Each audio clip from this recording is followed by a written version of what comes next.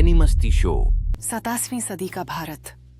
चारों ओर मुगलों और आदिल शाही का दबदबा था, लेकिन पश्चिमी घाट की घाटियों में एक बालक पल रहा था जिसका नाम था शिवाजी भोसले।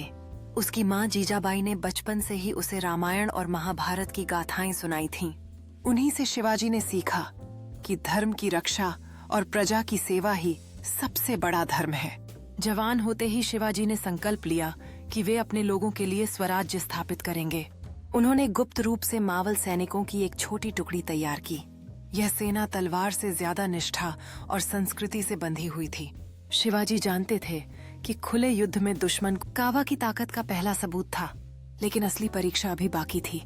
आदिल शाही दरबार ने शिवाजी को सम्मान के नाम पर बुलाया। असल में यह एक जाल था। दरबार में शिवाजी को कैद कर लिया गया। खबर फैल गई कि शिवाजी अब खत्म हो गए। पूरा दक्षिण हताश हो गया, लेकिन शिवाजी ने हार मानने से इनकार किया। कैद में रहते हुए उन्होंने एक अनोखी योजना बनाई।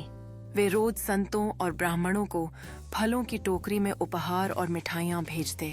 धीरे धीरे पहरेदार निश्चिंत हो गए और फिर एक दिन असली खेल हुआ।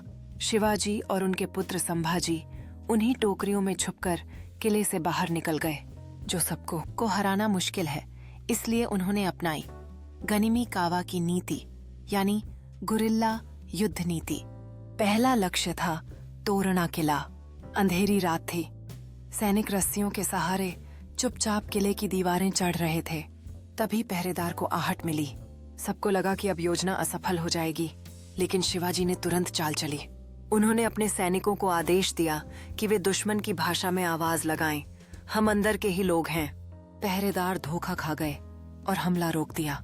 इसी मौके का फायदा उठाकर शिवाजी ने किले का तोपखाना कब्जे में लिया और तोरणा किला जीत लिया।